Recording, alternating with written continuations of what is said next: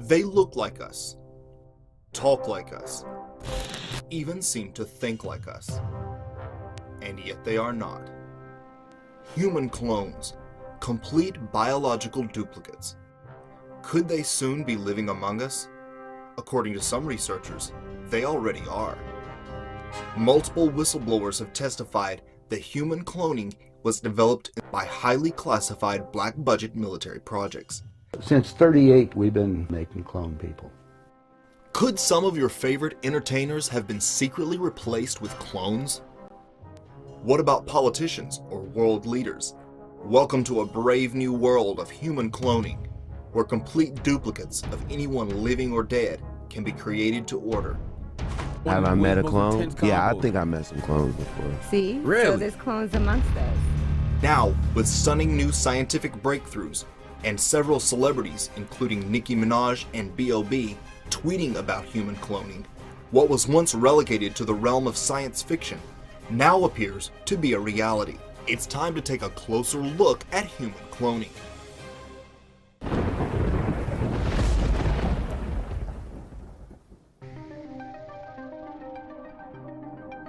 In 1997, researchers in Scotland created worldwide controversy when they announced the successful cloning of the first mammal, Dolly the sheep. Cloning. Cloned from an adult sheep in a laboratory. The first adult mammal to be successfully cloned. The news was that scientists in Scotland had successfully cloned a sheep in a laboratory. If a lamb, why not a man? The front page of Time magazine asked, "Will there ever be another you?" January 24th, 2018. Scientists at the Chinese Academy of Sciences and Institute of Neuroscience in Shanghai announced the first successful cloning of a rhesus monkey, breaking a key barrier to the development of human clones. But is this achievement really the first of its kind? It is generally accepted that classified government research projects are typically 2 or 3 decades ahead of their open source equivalents, meaning the technological and scientific advancements made by the shadow government are roughly 30 years ahead of what is available to the general public. Oh, now you know going about cloning. Cloning techniques, since 1938, they've been making clone people. There's 8 countries making clones. I have a doctor friend that all it does is treat the clones. Where do you get your information? I get it from some of the people that are willing to come forth, and they talk to me because they hope I'll put the information out, because they always got 2 people following them and they may be killed. If I start talking about cloning too much, the people that get involved into that disappear on it. So I don't go into too many more details, but there is information that's available. If you guys can rent a video, the boys from Brazil, rent it, because in it, it gives you the exact way how our government's been making people. Really?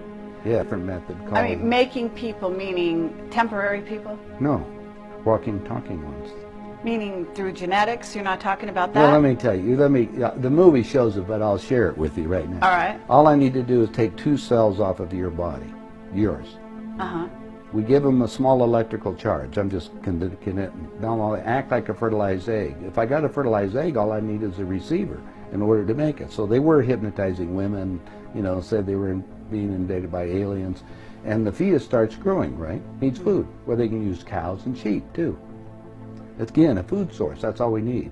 After about 14 weeks, all of a sudden, that fetus is gone. Because they've learned to take, that's when the fetus starts developing its own blood supply.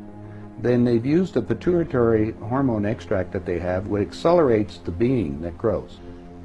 I knew that in 1996 the BBC reported secret human cloning had gone on 5 years before in places like South Korea, England, and other areas. But you were able to dig up a Time Life magazine article. What year is this from? 1965. And in here they've got photos of human clones, cow clones, embryonic, growing in artificial wombs. I thought the clones started in about 1990. This admits they were doing it in the 60s. Dr. Peter Beater was appointed by President John F. Kennedy to serve as the general counsel for the Export-Import Bank of the United States. In 1979, long before Dolly the sheep, he indicated cloning research was actually far ahead of what the public had been led to believe, stating that many animals had already been successfully cloned. Then, of course, there are clones. That is, creatures which are reproduced by artificial means and which are exact duplicates of an original. Clones of all kinds of animals have been produced successfully in the laboratory, but that is not what bothers people. In the recent past, it has been claimed that human clones are also possible, and that some may already be in existence. These last claims about human clones have been ridiculed, denied, and suppressed by all kinds of officials. Also in 1979, Robert McKinnell, professor of genetics and cell biology at the College of Biological Sciences, University of Minnesota, wrote, "It has been reported that mice and some large domestic animals have been cloned. Because the reproductive biology of humans is similar to that of mice and other mammals, it is likely that humans could be cloned." If statements like this were being made in the late 70s, what advancements might they have today? It's just a straightforward procedure. This is not something real complicated. They've been cloning all kinds of mammals. Don't you think that they have the ability to clone people? Technically, to clone a person is no more complicated than it is to clone a cow or a pig. There's a few little differences in the steps, the procedures, but as far as complications, it's just as easy. And I'm going to suggest to you that the Illuminati not only have the motive to clone, but they have the means. And if they have the motive and means, what's that mean? It means that they're doing it. Since then, human cell cloning has helped the study of diseases like Parkinson's, but cloning humans would simply be unfair. Clone of a major baseball player, you'd expect that child to be a baseball player. He might not want. He might want to play soccer. Are we really to believe that the shadow government and Illuminati are restrained by ethical boundaries? In 2012, villagers in the south of Russia stumbled on a gruesome discovery. Biological waste barrels were found containing 248 human fetuses. The mystery surrounding the source of the children's bodies led to conjecture by police and medical officials, with some experts speculating they had been the result of a top-secret Russian cloning project. But as RT's Sean Thomas found out, some experts think the fetuses could even be the product of cloning. We do know that all of the fetuses that are in question here were terminated between 22 and 26 weeks. This is well past the 12-week mark, which is considered legal abortion in Russia. And after 22 weeks, women can only have an abortion only for medical necessary reasons. So is this an illegal abortion operation, or is this scientific research? No one really knows. They're trying to get to the bottom of that. We talked to one medical doctor. This is what they had to say about the subject. This looks like some sort of thriller where organs were removed from fetuses to extract essences that theoretically can be used to rejuvenate people. It may sound a bit fantastical, but these fetuses could have been the product of cloning, despite its universal ban. And that's why they were thrown out like that, since these were not future human beings, but half human, half artificial creatures. One of the most common motivations for cloning is for replacement organs. Theoretically, a clone could be created from which healthy replacement organs could be harvested, with the exact same DNA. Now, the reason was that our scientists were all excited because we could have spare parts. If you need a heart or a liver or anything, you won't have any rejection. It's your own DNA, right? Okay. What if somebody were to create a carbon copy of themselves just simply to have some spare parts? If your heart goes or your lung fails, well, now you've got an exact copy that should be able to get implanted right into your body and you're good to go. Such a scenario is depicted in the 2005 thriller The Island. You're clones. You're copies of people out here in the world. What? Clones?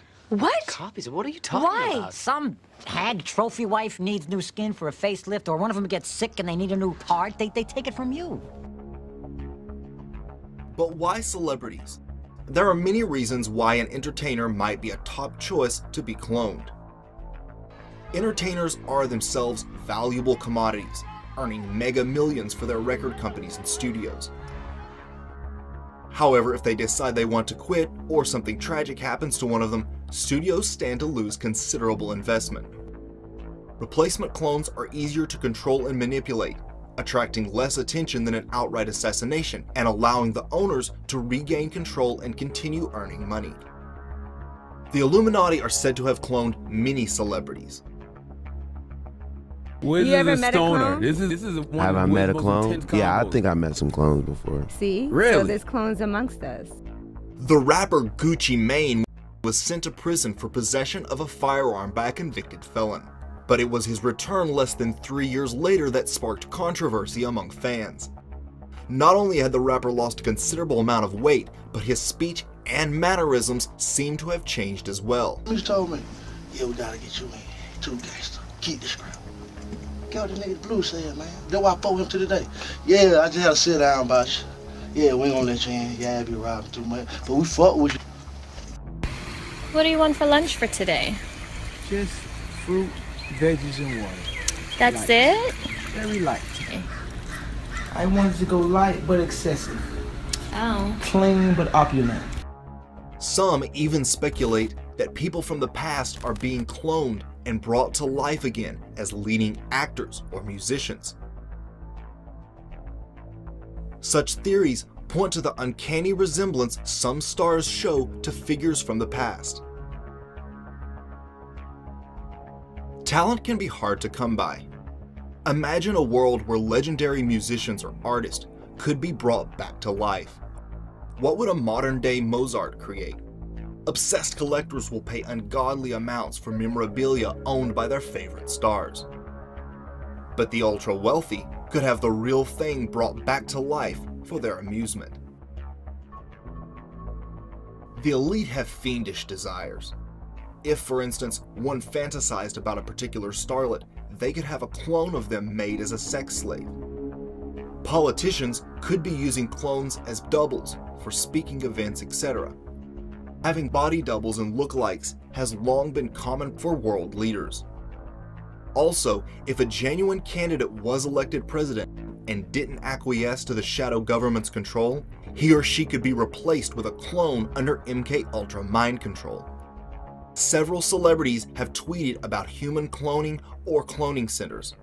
Others seem to be giving cryptic references in songs or music videos. Through the mass media, the shadow elite seem to be conditioning the public to the idea of cloning. Several movies and television shows seem to be hinting at the existence of human cloning. One such show is The Simpsons, a sitcom already known for predictive programming and the use of seemingly inside knowledge.